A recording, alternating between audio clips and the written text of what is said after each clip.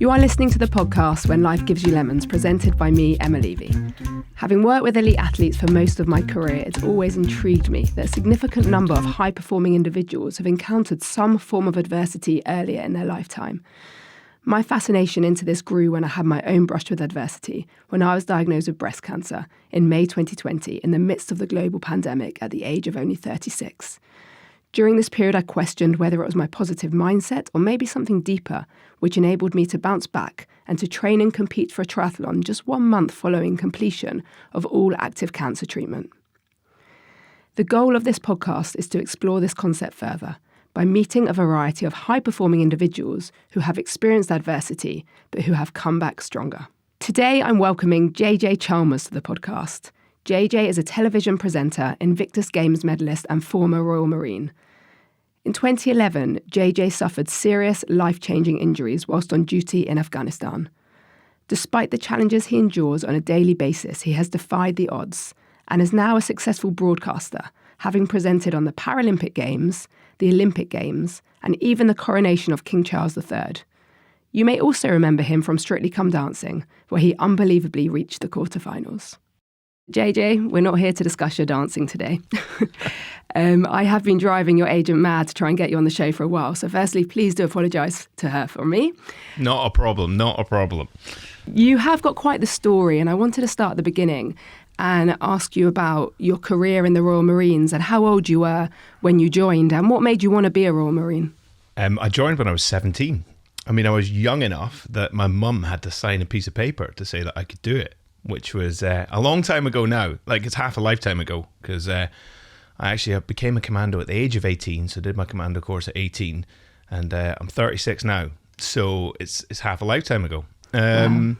So what made me want to do it? Well, really, a couple of different things. First of all, speaking of my parents, I was born in a house where service was a part of what we did. If you are part of society, you take something out, you put something back in, and that service can look like lots of different things. My brother's a teacher, my sister's a nurse, my dad's a minister, my mum worked with him in the church for years. So community and sort of society and being part of being part of the solution and not just a problem was kind of what I was about. But you can do that in different ways, as I said. And for me, I identified becoming a Royal Marine as a way that I could serve, but I could equally sort of get something out of it, I suppose. But not just that, it kind of aligned with my values and it aligned with who I was as a person.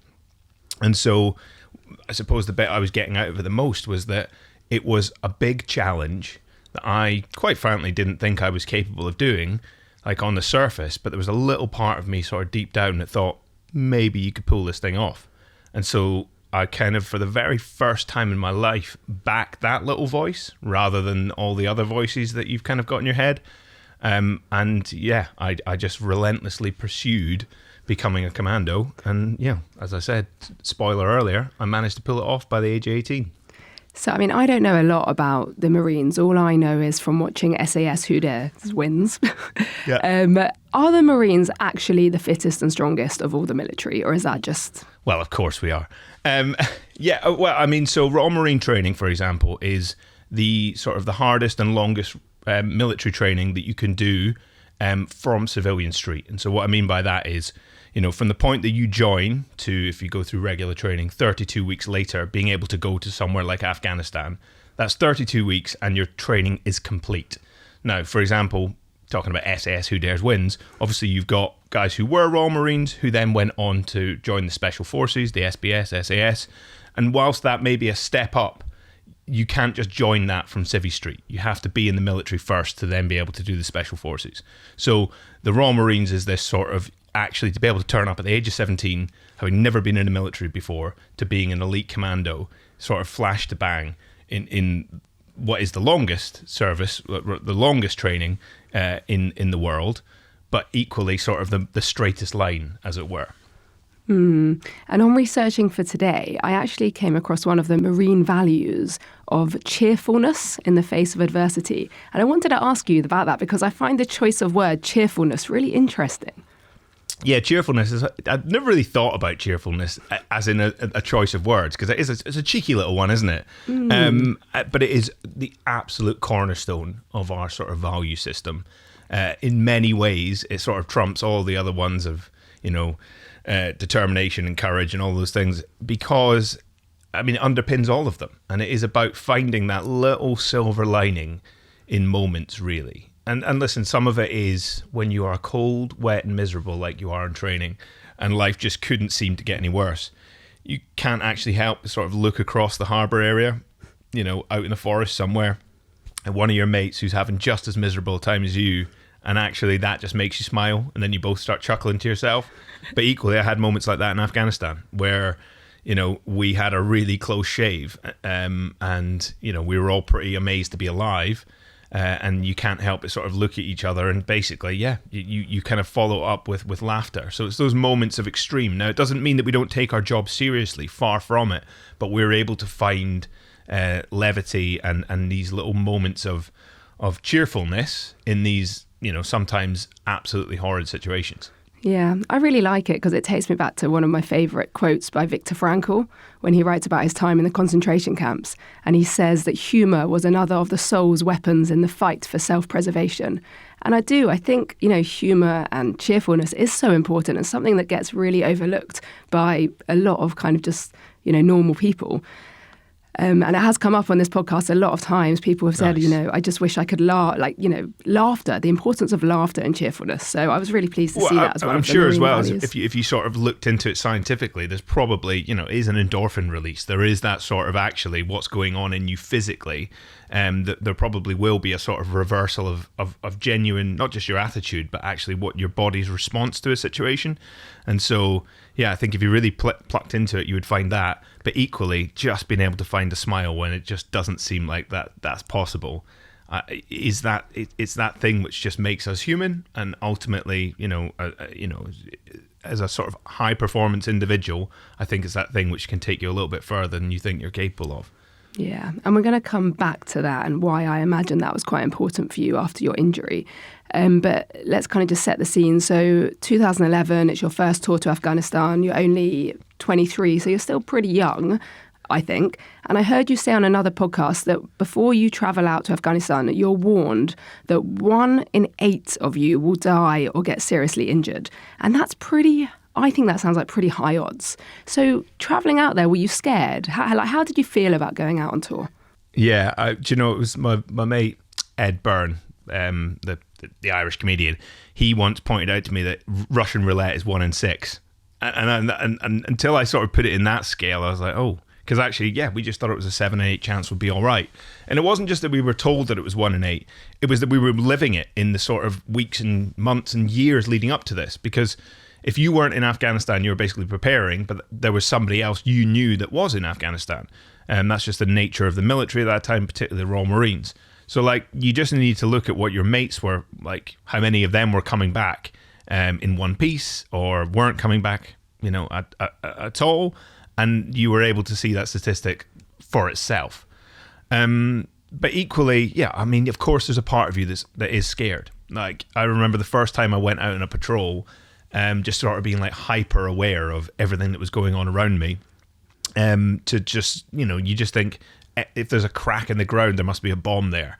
But over time, you start to be able to read the environmentals, basically read the environment a lot better than when you first arrived there. And at no point do you stop being scared, because that idea of not being afraid of something means that you've got sort of nothing to lose. And that certainly wasn't the situation. Now, I didn't have, for example, dependents. So I kind of, in some ways, I valued my life at being less important and worth less than, say, some of the guys that had, a wife and that had kids. I could look across the table at those guys or, on patrol and be like, well, if anyone's coming back alive, I've got to make sure it's him. So you could read the situation like that. But in reality, there's a part of you that is afraid. But that's the whole point. That's what courage is.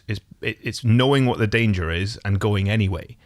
Because you understand the bigger picture. You understand what you're trying to achieve, what the mission is, and you will accept a level of threat and risk, not just because it's the right thing to do, but also because it's the smart thing to do. It's that sort of, if you push the envelope, say, for example, if we would go out and we would put ourselves in harm's way, what that did was push the enemy back, so that meant that actually the next day we'd have a little bit less work to do. And actually the population around us, for example, in Afghanistan, would be a little bit safer. And if they were a bit safer, then they would be far more on our side, willing to help us. And so the more you took those risks and the harder you pushed, actually the easier you were making your life further down the line. So interesting. So you were scared, but you were using that fear to your advantage. Are you happy to tell us what actually happened on that day where you got injured? Absolutely, yeah. So it was the 27th of May, as you say, 2011. We were on this massive sort of operation that was, I don't know how many thousand people ultimately sort of involved in it across Helmand province in the south of Afghanistan. But we were sort of right at the tip of the spear. And we'd pushed into an area that was extremely dangerous.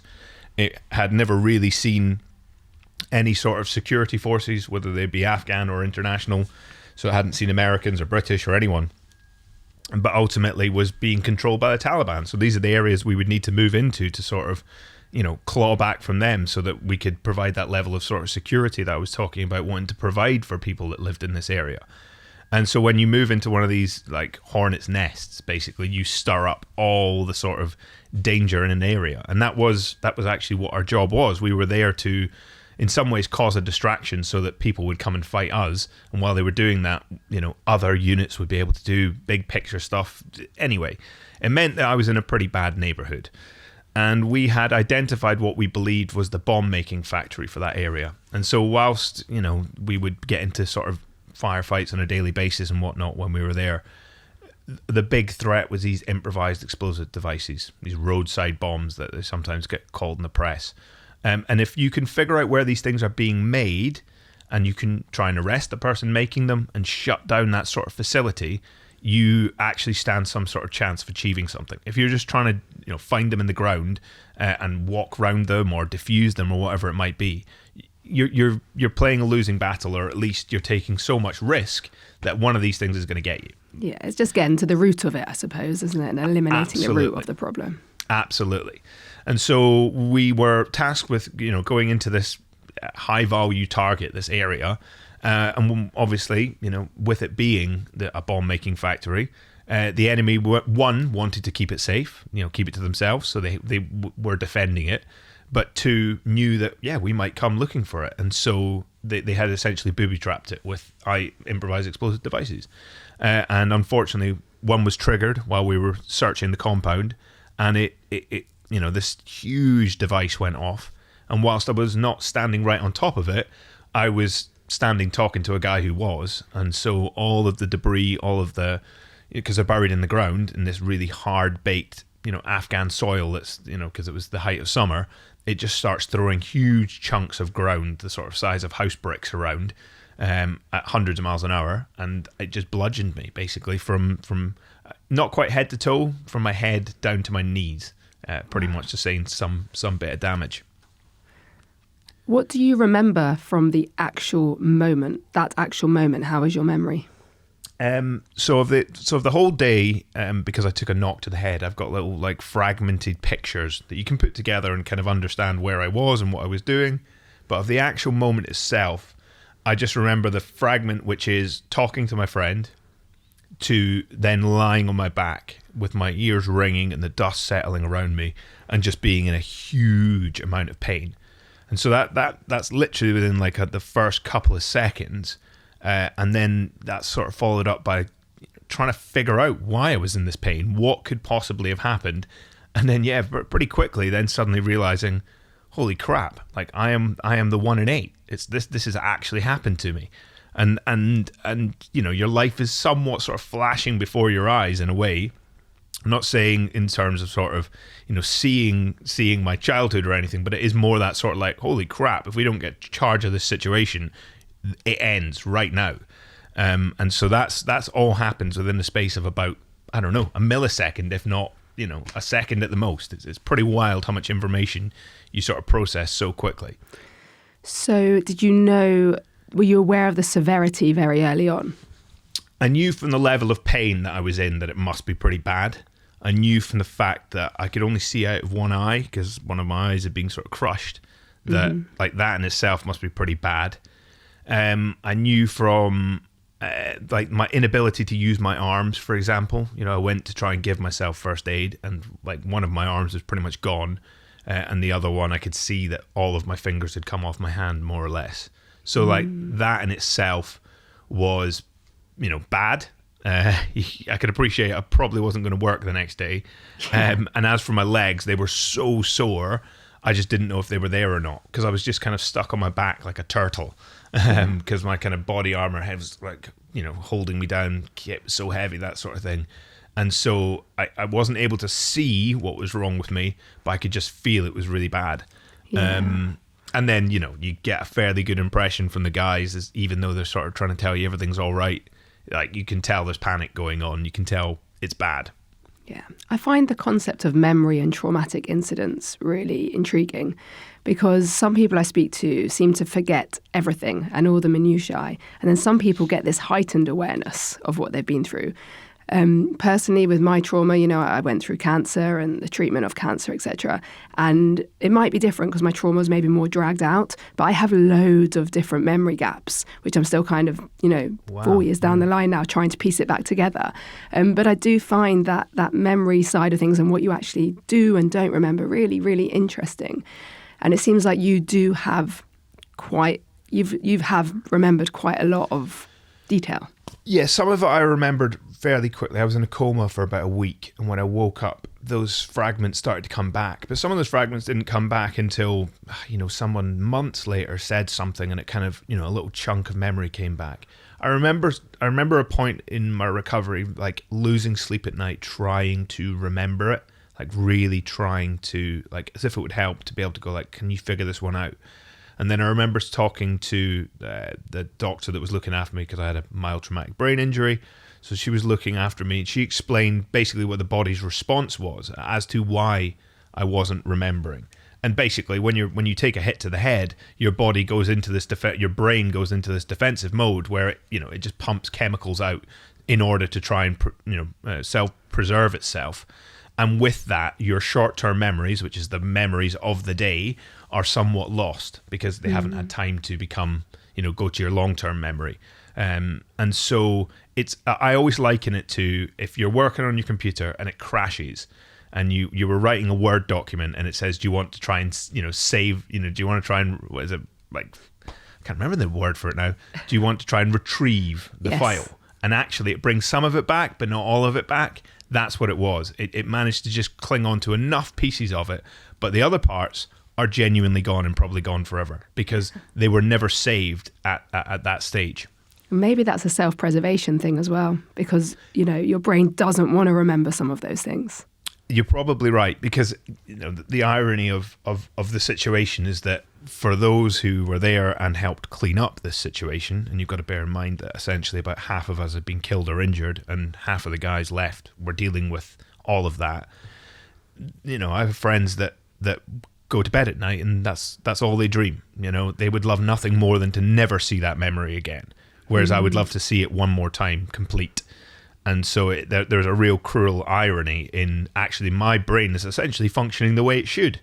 And sadly for them, they've had this, not just post-traumatic stress disorder is not just a sort of mental health condition, it's a memory condition. And actually their brain was essentially rewired in an instant and it doesn't work the way that, it should or conventionally would. Would you really like to see it if you had the chance? Well, I mean, you would have to, if somebody offered you that, you would have to think about it. What are the repercussions of knowing for sure and having to live with those memories? I think I would. There would be a sense of closure, of understanding of some of the unknown elements of it and that sort of, and it's not even, as I say, enough time has passed now where I don't struggle to fall asleep at night sort of wondering shoulda, woulda, coulda, what could we have changed? The fact of the matter is I know fine well nothing could have changed in that day. But there is a part of me that has this fascination with understanding how it played out and just, why I look the way I am or why somebody else isn't here and I am, all of those parts of it. But actually, most of that boils down to dumb luck and nothing else. So did you go through a period of asking, why me? Not necessarily why me. I mean, I kind of understood enough about what we were doing that day and where I was standing and all those sorts of bits and pieces as to, like, enough to be able to figure out, oh, like, I'm alive just because I was stood in the right place. And the why me's are, for example, I probably stepped on the device before, for example, because we were all sort of in and around this area. And it didn't necessarily, I didn't quite stand on it in the right place or whatever it was.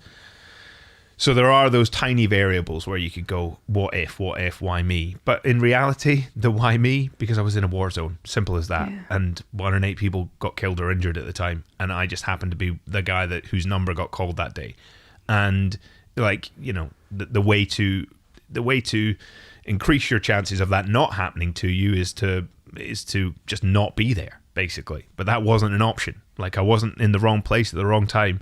I was exactly where I was meant to be at exactly the time that I was meant to be there. And unfortunately, it was just a bad day at work. Yeah, just bad luck, basically. Yeah. And I think sometimes we spend too much time analysing, you know, why something happens. And again, I've done the same with, you know, my cancer. And I've said this before on the podcast. Was it because I, you know, drank too much at university, etc.? But essentially it took my oncologist saying to me, it's just luck. Bad luck and genetics. And we can't change that sometimes. Yeah. And I think that helps us moving forward, though, when we can switch that on. Yeah, and that's a journey in itself, isn't it? And that's the thing. You can look back at certain things and you can go, okay, what can I learn from this situation, and what habit can I change? And, you know, in terms of Afghanistan, it is like, how do we change our tactics to alleviate things like that? Now, the reality is, in our situations, we pretty much did everything right. It's just that the enemy got just a little bit more right than us, and that's the whole game, basically. They got very lucky and we got very unlucky. But equally, I got extremely lucky immediately after by surviving the thing. And then actually what came after that part is not luck. It's being surrounded by unbelievably well-trained individuals. It's having a helicopter on standby. All of that stuff is process. And that is the stuff that we can learn from and we can improve.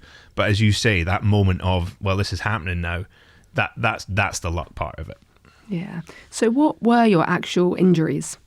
So, as they said to my family at the time, let's start at the bottom and work our way up. So from my knees up to my sort of waist was just, my legs are just sort of full of holes. To the day now, it looks like a kid got a crayon and kind of scribbled all over it in terms of scars. So we're just hundreds of holes in my legs, full of the frag that came off of this device, and that is all dirty, and so that is also full of infection. And then my arms, my right elbow had pretty much just been bludgeoned, disintegrated, all of the bones broken, all of the nerves damaged, the muscles, the tendons just torn to pieces, and that nerve damage spreads all the way down into my hand. And so my right hand, for example, you know, I have basically no muscle function in it whatsoever. My left hand, I had lost my pinky and ring finger, and then my other two fingers had essentially come off and had to get put back on. And then again, nerve damage, muscle damage, soft tissue damage. That basically means that those 3 fingers that are remaining don't function anywhere near the way they should. My face had been crushed, my neck had been broken, my eardrum was burst, and just...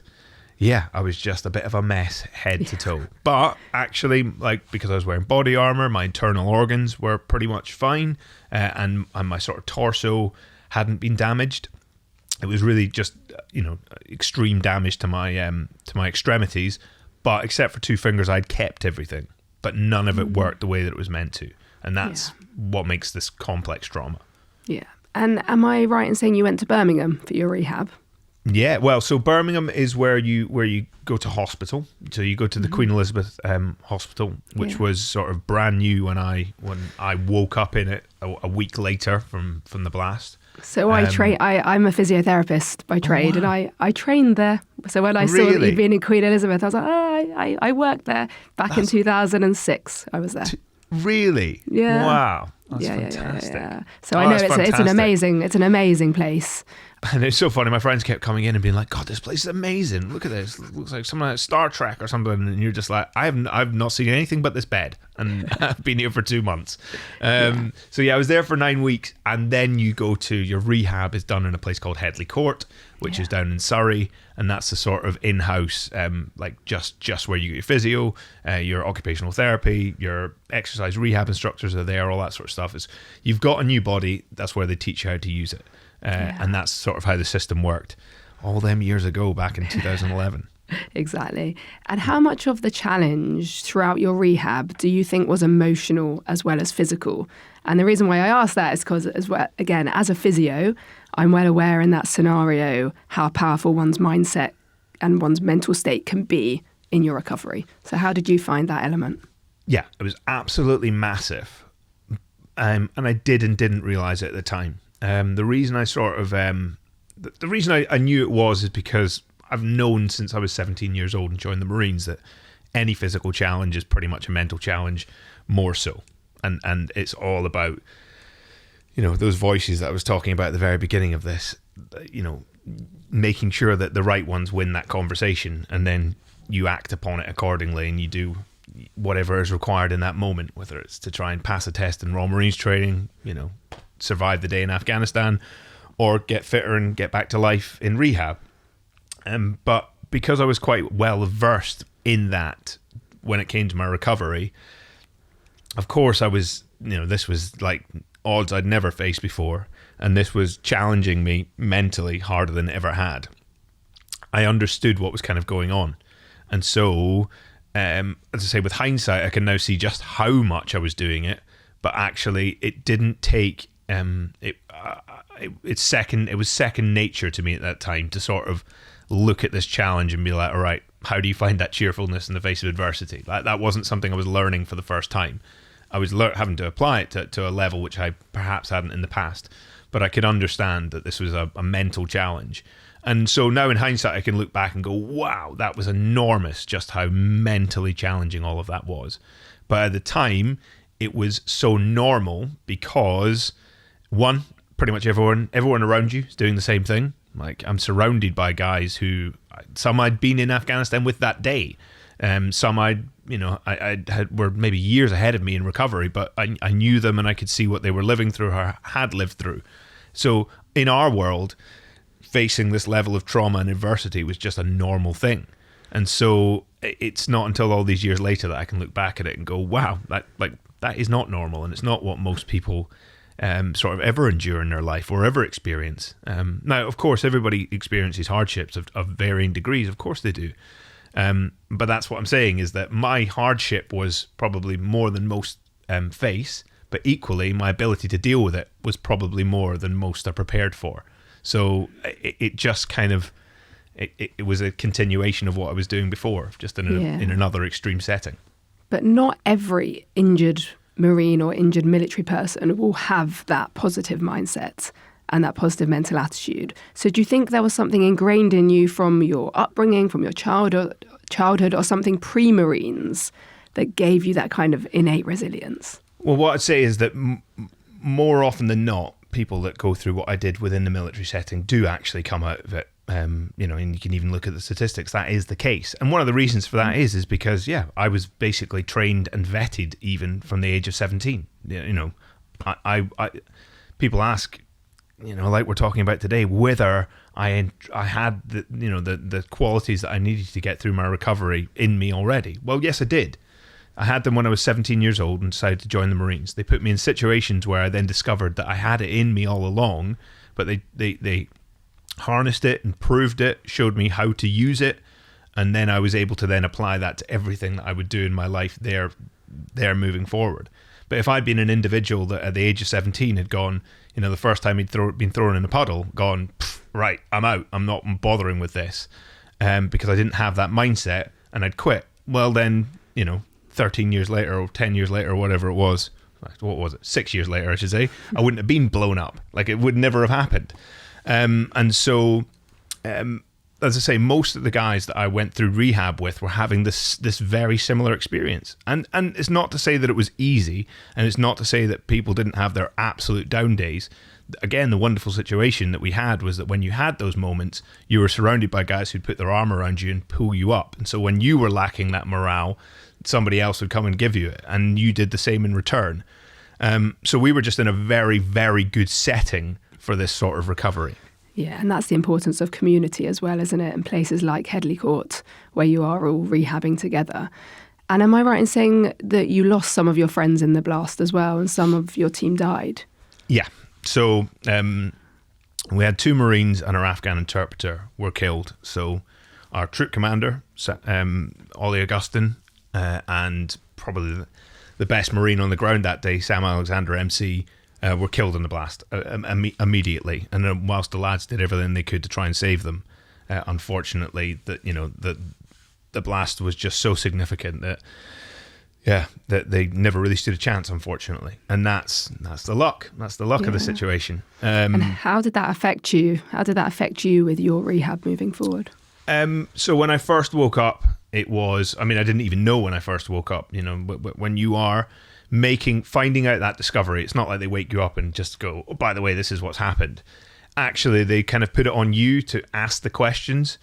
And so it wouldn't be until days after I'd woken up that I was kind of lying there thinking about the situation, trying to remember it. And I just remember a moment where during the blast, one of my friends who had given me first aid and patched me back up said, JJ, we've done everything I can for you right now, mate, but we've got to go and deal with the other casualties. And so that those weeks later, I was thinking about it going, well, where are the other guys? Because there was other people hurt. Why are they not in the room with us? And although Cass, our medic, was in the bed next to me, he'd lost his leg. They didn't say, I'm going to go deal with Cass. They said the other guys. And so I was like, there's other people hurt. Like, where are they? And so that's when I asked the question. And then in return, they give me that information, which is that, we'd lost 3 lads. And so in that first moment, one of my first thoughts was, holy crap, like how bad was this incident that people were killed? Like, so it made me suddenly realize just how how close I'd come to death, even more so. It wasn't just, oh, you got hurt and that's the end of it. It's like, this was a situation that if you'd been stood where they were stood, you wouldn't be having this conversation. So that definitely put some of it in perspective. And then, that moment of when you're lying there in a hospital bed thinking about what your future may hold, and you're having those down days, and you're having those moments of, oh, what am I going to do about this? And do I have enough strength to get through this? And, this is just so bloody painful. I want it to end, basically. And then there were moments where you're just like, God, this is so physically sore, for example. Like, I just want this to end. Whether that's that they make me unconscious or, something else happens, I don't care, because it's so bad right now. You suddenly realize, God, I'm sure Sam and Ollie would love to be lying here in a hospital bed feeling sorry for themselves. So actually, shut up and get on with it, because that's the perspective you kind of need in that moment, where you realize, actually, if there's a part of this that's not fair, it's their part. The bit that's happened to me is very fair. Like, I've actually got the good deal here. So you better get on with playing that winning lottery ticket you've been given. Yeah, so you had the privilege to live, and that helped to drive you forward. Exactly, and still does. But not with guilt, but rather with this motivation of, you best take this opportunity that they didn't have and make them proud, basically. Not because they're going to tell you off when you get to the pearly gates, but rather that they'll be able to buy you a beer and say, it was a decent shift you put in, mate. Yeah. And this podcast is about post-traumatic growth, really.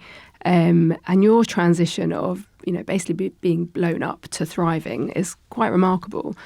So how did you go about pursuing a career in television? Where did that come about?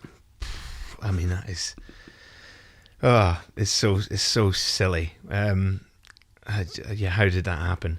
I went through rehab through Headley Court, as we talked about, and just went through the motions, which everybody does. And the motions at the beginning are like, can I learn to put my shoes on and like dress myself and feed myself and drive a car again, have independence? And so I kind of achieved that within, I don't know, a year or so it took to get back to that point.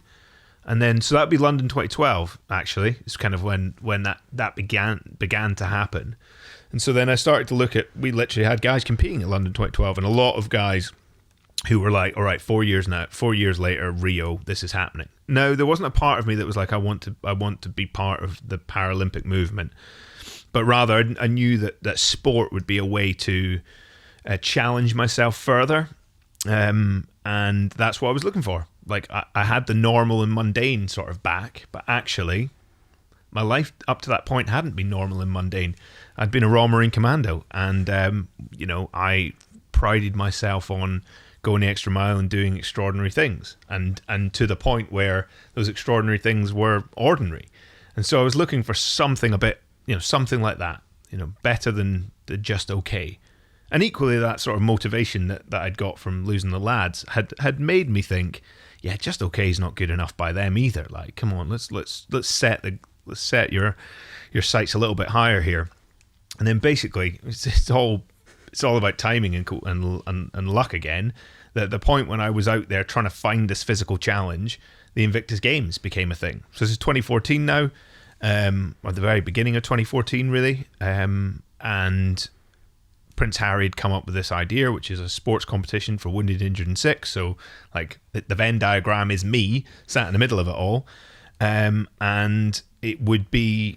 None of us knew. We just thought it was going to be a sports day at an army barracks somewhere. We didn't realise the enormity of it, that it was going to be, the Olympic Park, and it would be on the TV, and there'd be a documentary made, and all of this stuff. And 10 years later, that it would still be a thing. None of us knew that at the time.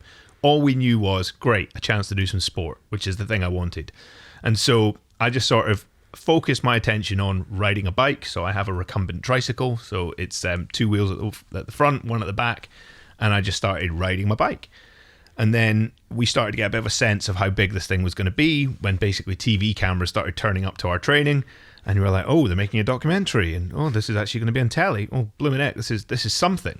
And so what that then sort of showed me was that there was a world outside of of our existence. And that existence isn't just the rehab world we were in, but rather, when you're in the military, like, for example, you're told never talk to the media. So like we walk the other way as soon as somebody gets a camera out.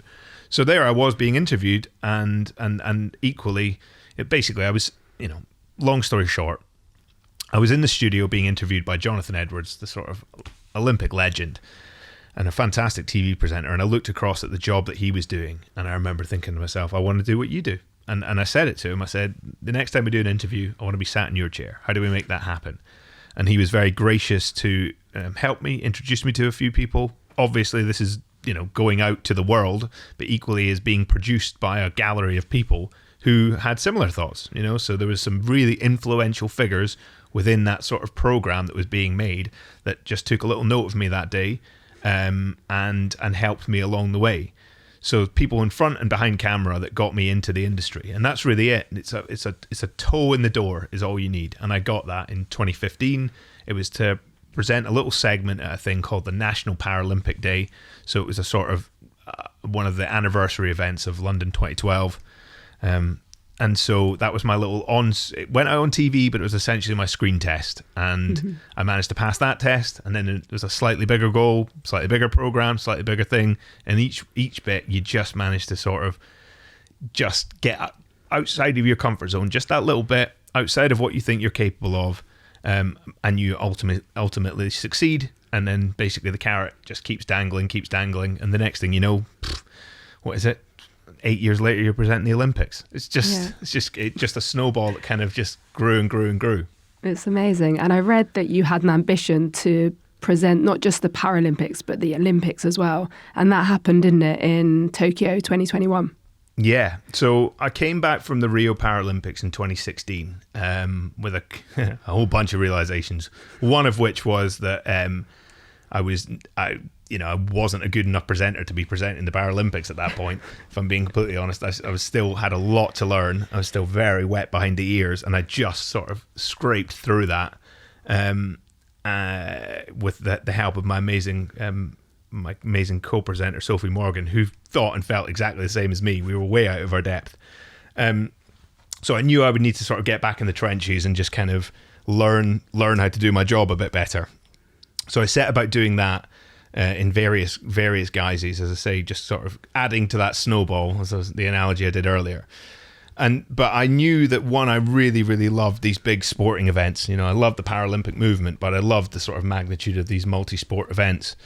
And I just had this sense when I left Rio that, when you were working with the team at Channel 4, yes, Claire Balding had been at both and Jonathan Edwards had been at both, I think. But actually, none of the presenters who had a disability had worked on the Olympics and then gone on to work on the Paralympics.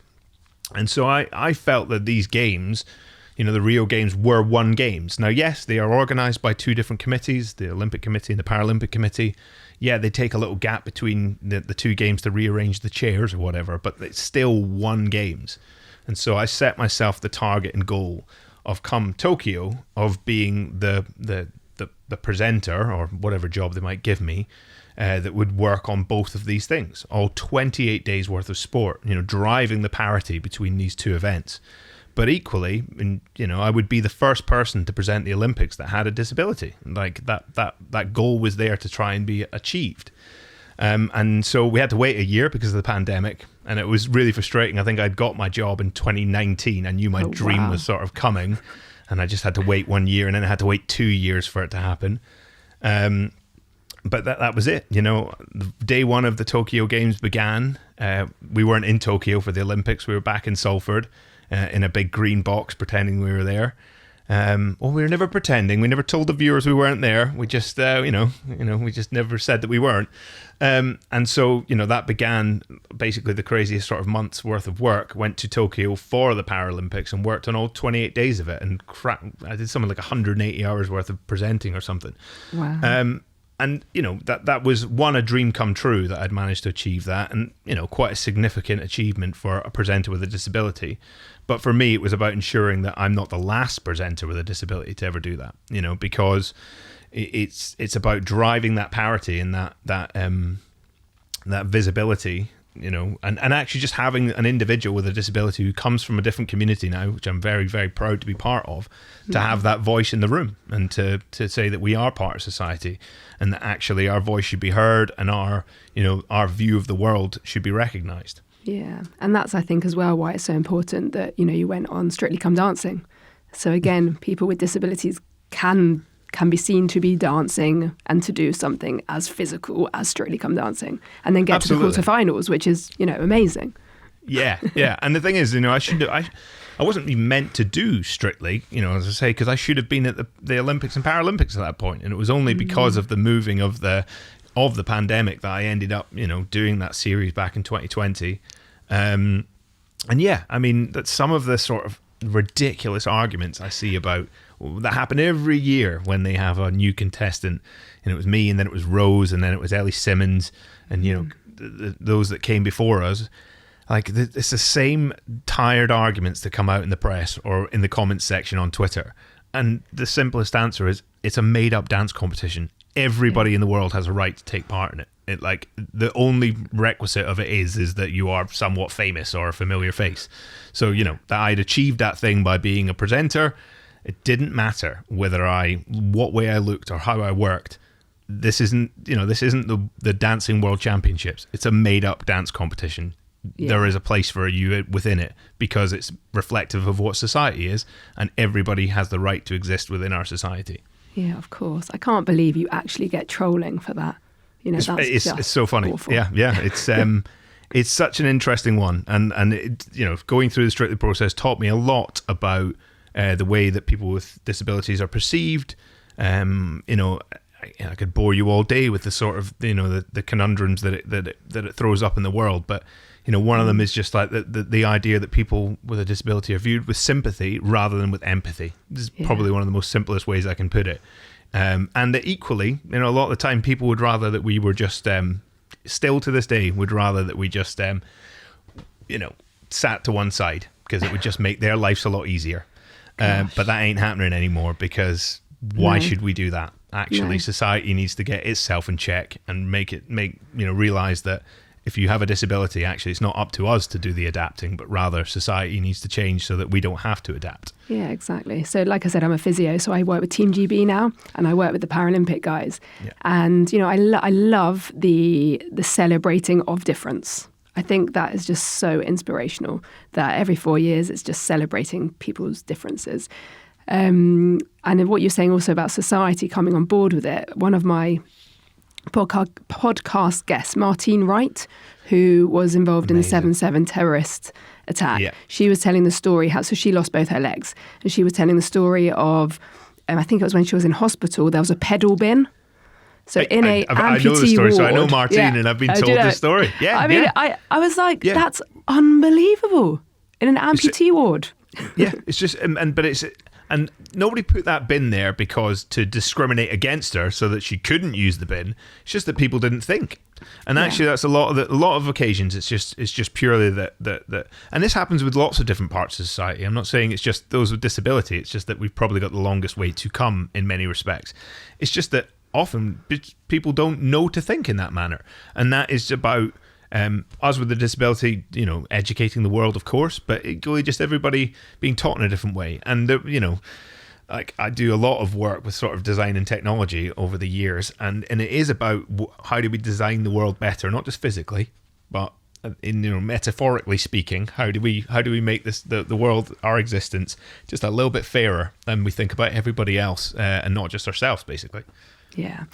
Cool. So you worked on King Charles' coronation, which again must have just been mind-blowing. So, that was massive. What, JJ, is next for you? Yeah. I mean, first of all, those were big moments, working on the coronation, the funeral of Her Majesty and the Duke of Edinburgh, all in relatively quick succession as well.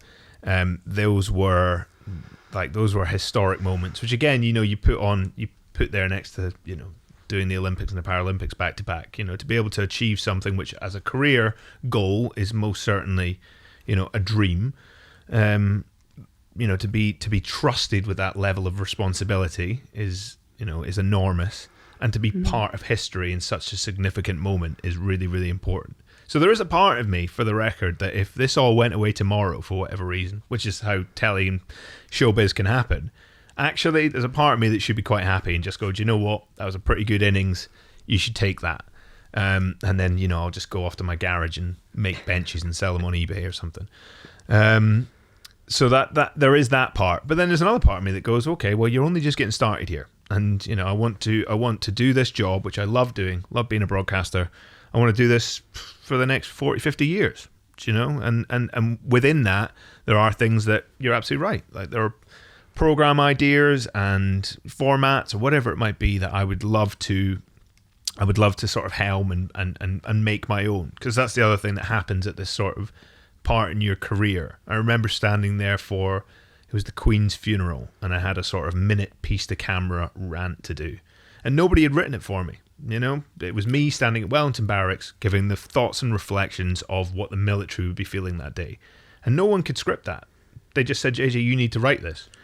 And in that moment, I realized, actually, they've not just hired me because I'm, a reporter who can just read a script. They've hired me because it's me, and I know in this sort of Venn diagram what it must feel like to be a member of the armed forces, on this historic day. And so actually, when I sort of delivered it in rehearsal, my piece to camera, waiting for the sort of notes back from the producers, no notes came, because they were like, yeah, if that's what you feel, if that's what you believe, then that's the message that needs to be heard. And so that's when you begin to back yourself as an individual.